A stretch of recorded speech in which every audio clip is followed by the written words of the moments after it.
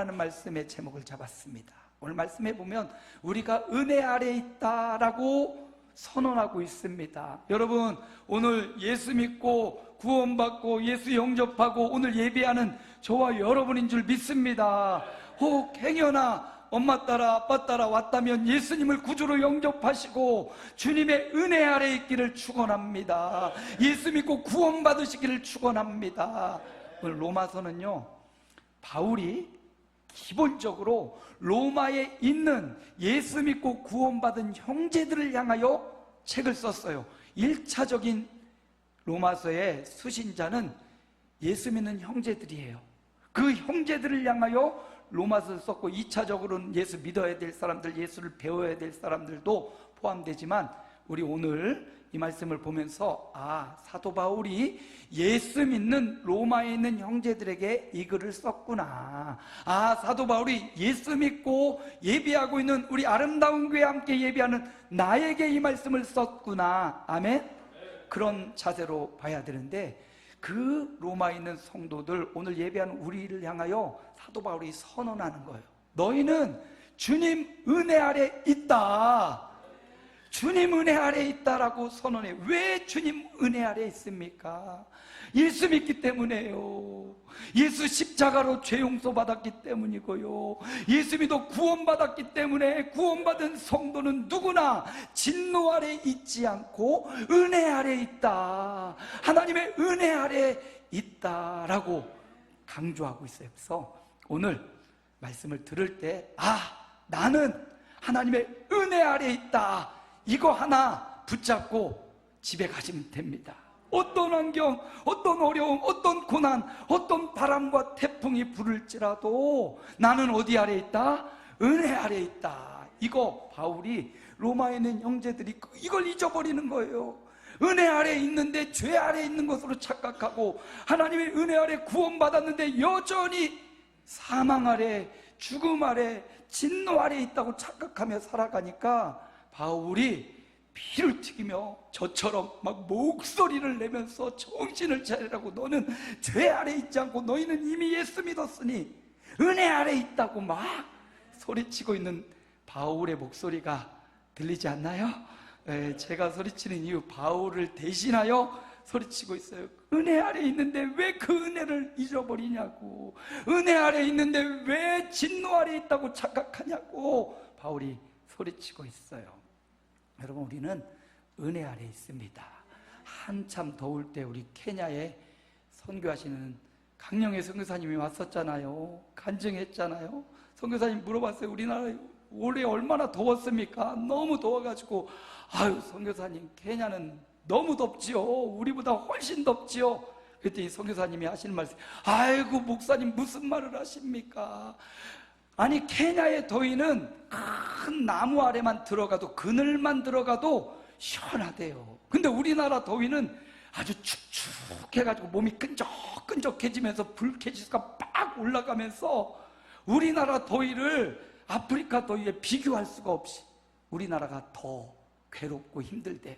근데 그 괴롭고 힘든 여름을 잘 이겨내시고 오늘 예배하시는 여러분 축복합니다. 정말 극한의 상황에 봄, 가을, 겨울, 여름이 뚜렷한 사계절이 뚜렷한 이 나라에 잘 견뎌내고 있는 것 축복이에요.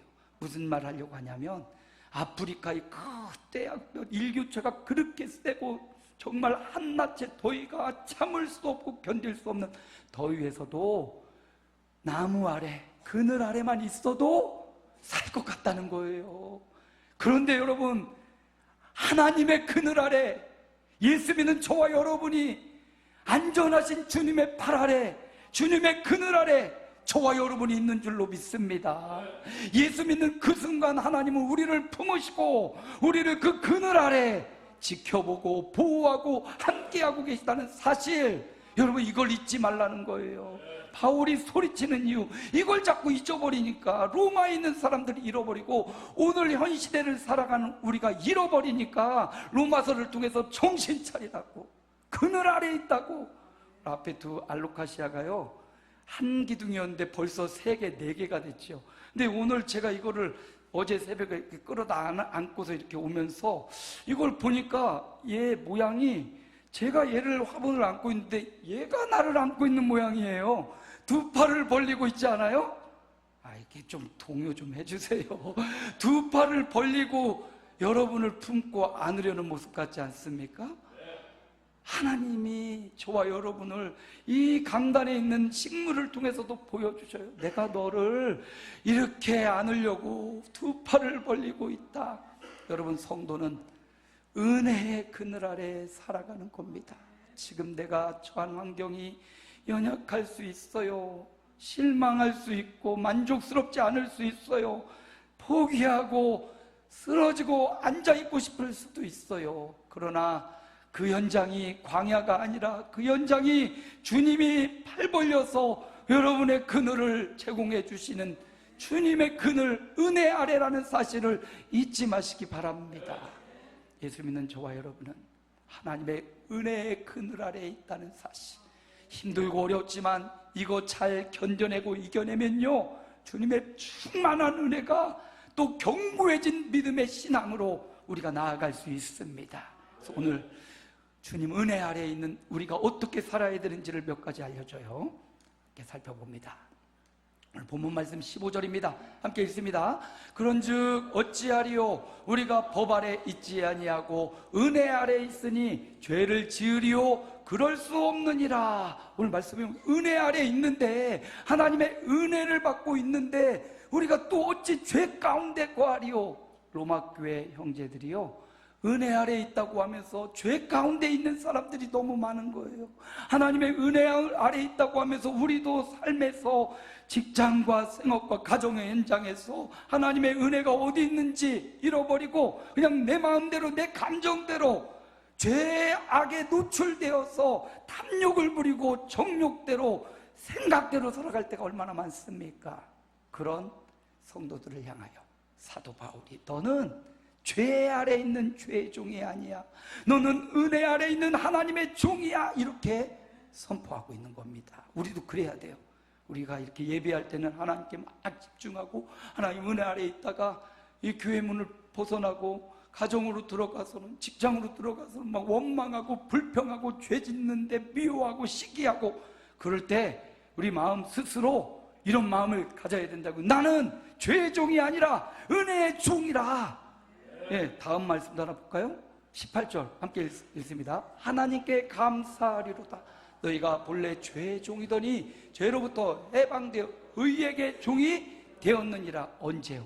예수님 믿는 그 순간 우리는 죄의 종에서 해방되어서 하나님의 종이 되었어요. 죄의 종은 억압받고 고통받고 강제노역을 하지만, 의의 종은요, 강제노역이 아니에요. 자원하여 헌신하고 자원하여 기뻐하고, 너무 우리 주인이 좋아서 주님을 찬양하고 주님을 기뻐하는, 자원하는 종이 된 거예요. 근데 보니까 의에게 종이 될 것이다도 아니고 되었느니라. 예수 믿는 그 순간 이미 의의 종이 되었습니다. 더 이상 죄의 종이 아니에요. 근데 사탄은요 끊임없이 우리에게 와서 속삭여요. 네 마음대로 해, 네가 좋아하는 것대로 살아, 네가 원하는 것대로 그냥 그렇게 살아도 돼, 다른 사람들 다 그러잖아, 세상이 다 그러잖아, 그러니까 너도 대충 그렇게 살면 돼.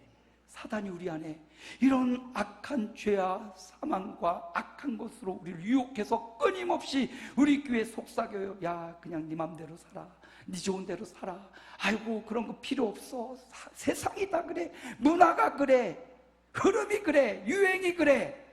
여러분, 성도는요, 문화 따라 유행 따라 세상 따라가는 존재가 아니에요. 성도는 내 마음대로 사는 존재가 아니에요. 성도는 말씀 따라 사는 존재예요.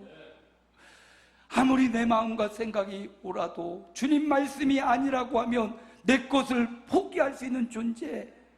사단은 끊임없이 악한 영죄 마귀는 우리에게 네 맘대로 살아, 적당히 살아, 타협하며 살아, 세상 사람 다 그러는데 너만 뭐 유별나니 하면서, 그럴 때 우리가 어떻게 해야 돼요? 나는 이미 죄의 종이 아니라 의의 종이 되었다고 선포하는 게 중요해요. 선언하고 선포해야 돼요. 그래야 죄와 거리를 유지하고 간격을 유지할 수가 있습니다. 사도 바울이 그러는 거예요. 힘이 은혜 아래 하나님의 종이 되었는데 왜 자꾸 사탄의 꼬임과 유혹과 시험에 넘어가냐고. 야고보서에 보면 시험이라는 단어가, 동일한 단어가 세 가지 의미로 쓰여요. 시험이라는 단어가 첫째는 시험을 만나거든 기쁘게 여기라 이렇게 말하면서 이 시험을 잘 통과해라. 예, 우리 신앙생활 하다 보면 시험거리가 생겨요. 때론 목사님 때문에, 혹은 장로님 때문에, 혹은 옆에 성도 때문에, 혹은 주방이 시험거리가 제일 많이 생겨요. 여러분 주방 봉사할 때 기도 많이 하고 봉사하십시오. 주방 때문에 뭐 때문에 시험거리가 예수 믿는데 자꾸 생겨요. 그 시험 어떻게 하라고요? 통과해야 돼요. 시험 통과하지 못하면 자격증이 안 주어져요. 어떻게든 통과를 해야 자격증이 주어집니다. 저도 얼마 전 국가고시를 봤는데요, 통과했어요. 아멘. 열심히 공부하고 열심히 익히고 단련해가지고 통과했더니 그때는 막 떨리고 그때는 막 조마조마하고 그랬는데 통과해보니까 아무것도 아니에요. 그때는 너무 힘들고 어렵지만 인생의 시험도 그래요. 하나님이 이 정도는 너 통과할 수 있어, 그래서 시험을 주는데 그걸 통과하지 못하니까 이쪽 교회도 가보고 저쪽 교회도 가보고 영상도 들어보고 통과가 안 돼. 내가 통과해야 될 합격해야 될 그 몫은 지금 이 자리에서 해결해야 됩니다. 그 시험이 또 똑같은 단어가, 시험이라는 단어가 시련으로 해석해요. 시련. 예, 시련은 어떻게 해야 될까요? 살다 보면 인생에 시련이 옵니다. 사람도 자라면서 성장통을 겪고요, 결혼해서도 그냥 정말 좋은 해피타임은 한 2, 3년 지나면 또 연단과 시련, 권태기도 오고요. 시련은 어떻게 해야 돼요? 시련은 견뎌내는 것보다 방법이 없어요. 견뎌내는 거예요. 참고 인내하는 거예요. 이 남자 싫다고 다른 남자 만난, 그리고 또 다른 남자 만난 수가성 여인, 예? 만족이 없잖아요. 견뎌내는 겁니다. 결혼 생활도요, 견뎌내야 돼요. 인내하며 견뎌내는 거. 시련은요, 견뎌내는 게 답이에요. 그래서 인내하심. 또 하나는 이 시험이 마귀의 유혹이란 단어로 번역이 돼요. 시험, 시련, 유혹. 유혹은 어떻게 해야 될까요? 사단은 끊임없이 우리에게 유혹하고 미혹해서 넌 그냥 그대로 살아야, 그 인생 그대로 죄인대로 살아야 돼 라고 속삭일 때 이 마귀의 유혹은 어떻게 돼요? 유혹은요, 타협하는 게 아니라 유혹은 물리쳐야 돼요. 예수 이름으로 떠나가라.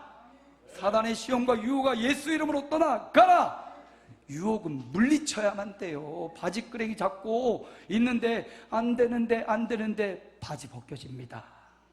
유혹은 요셉처럼 물리치고 그 자리를 박차고 나가야 돼요.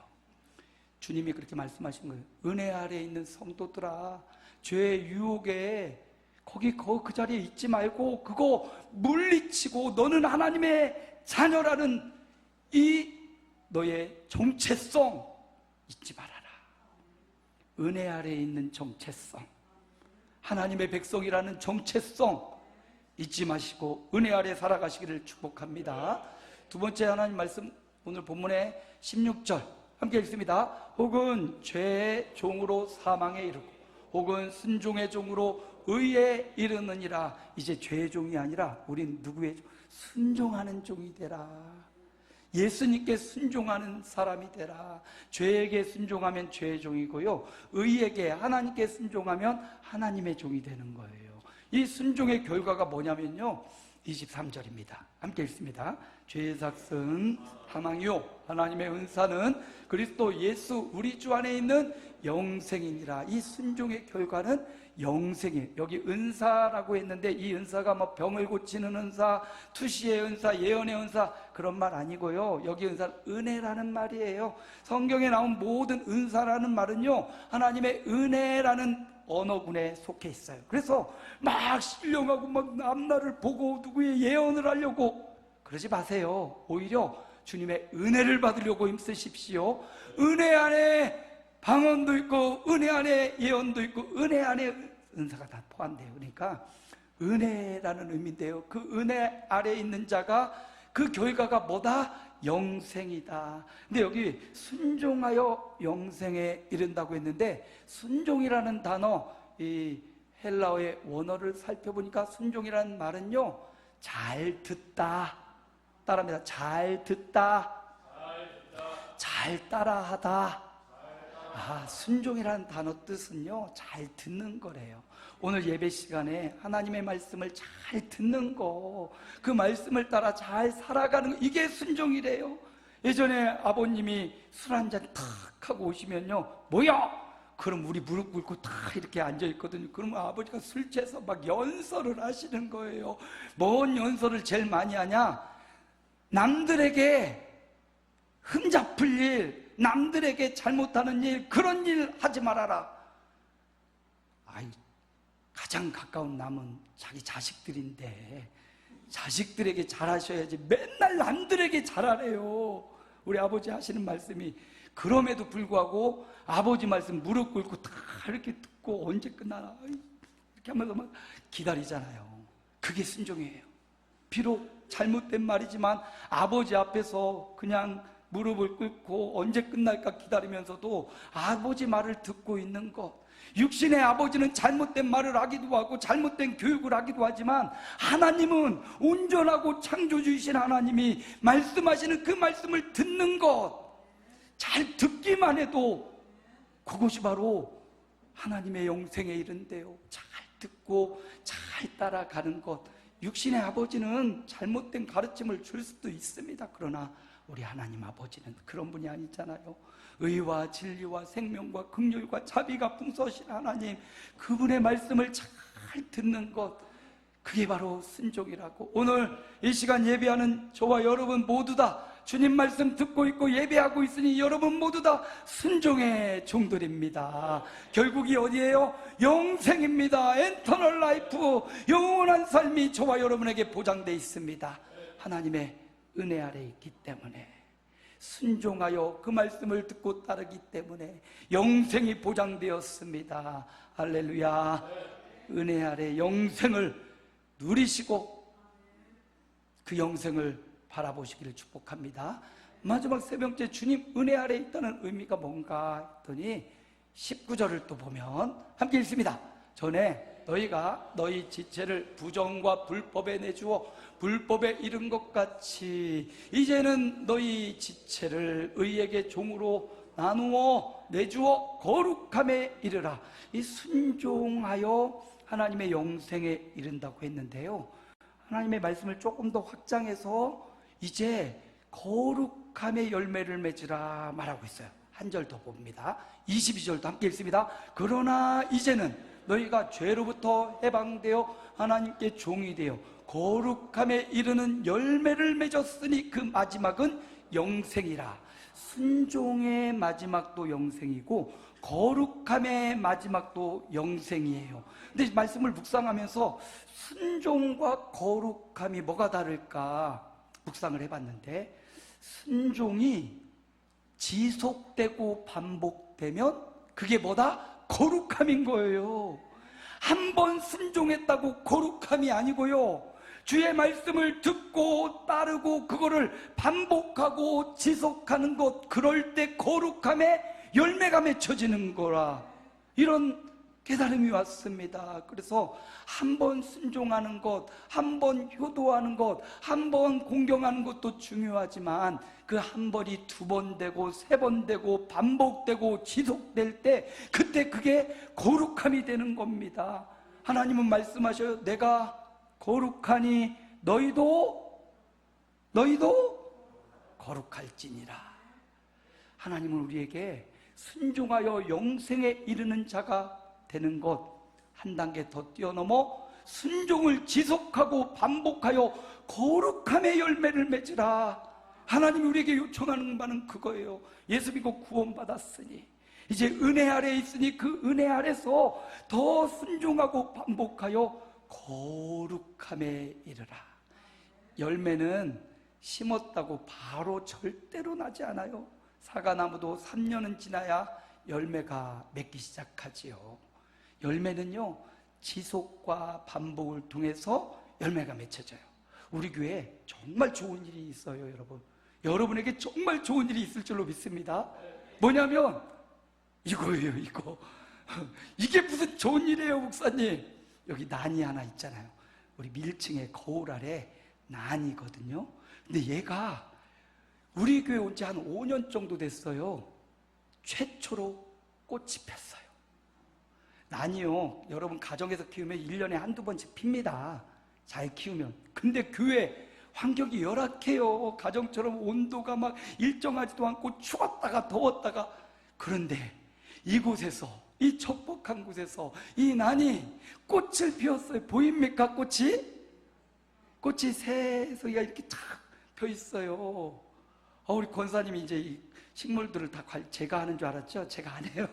우리 권사님 한 분이 이제 보면서 필요할 따라 물을 주기도 하고 말리기도 하고 햇빛에 옮기기도 하고, 권사님이 이걸 사진을 보내오시고 저도 못 봤는데, 목사님 난에 꽃이 폈어요. 오, 정말 이 난 화분이 다른 난들에 비해 막 풍성하고 힘있고 잎이 무성한 것도 아니거든요. 그냥 초췌해요, 보기에. 그런데 이 초췌한 곳에서 대가 하나 나오더니 꽃이 폈다는 거예요. 권사님이 너무 감격해서 저에게 보내줘서, 야, 정말 우리 교회 온 지 5년 만에 얘가 처음에는 꽃이 펴서 왔어요. 선물로 왔으니까 꽃이 피어 왔는데 얘가 다 허름해지고 관심과 사랑을 못 받다가 권사님이 관심을 가지고 물도 시마다 때마다 주고 옮겨주고 햇빛으로 막 해주고 꽃이 핀 거예요. 꽃이 피기까지 몇 년? 5년이 걸렸어요.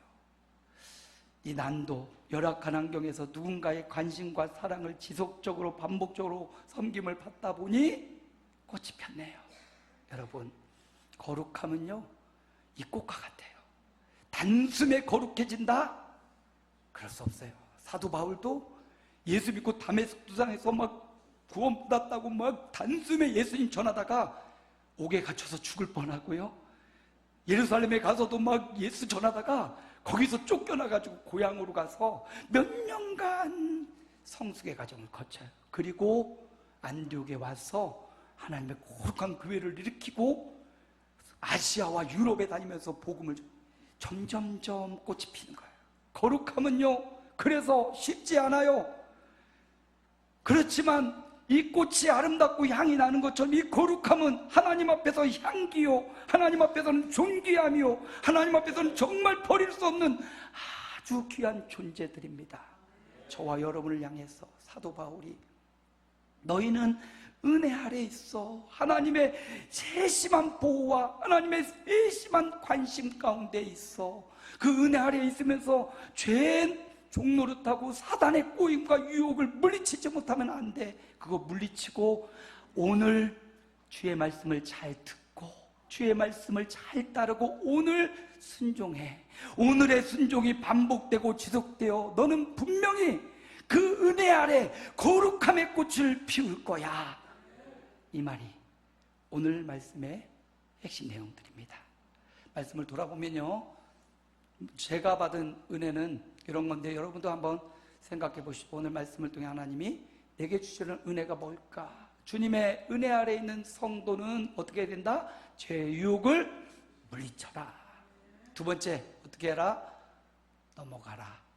두 번째, 어떻게 해라? 하나님의 말씀을 듣고 따르고. 이게 순종이라고 했어요. 계속 듣고 따르고, 그리고 그 순종을 반복해서 세 번째 뭐라고요? 거룩함의 열매를 맺어라.